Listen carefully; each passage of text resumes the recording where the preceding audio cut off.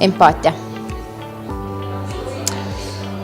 Minu meelest on kõige paremad õpetajad need, kes päriselt ka usuvad oma lastesse ja mitte iialgi neid ei demotiveeri, et nad alati innustavad ja kasvatavad nad uudishimulikuks ja abivalmiks.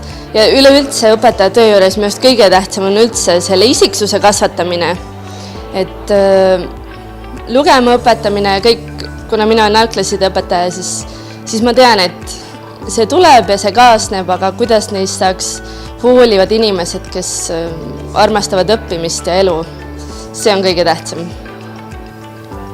Hoolivus.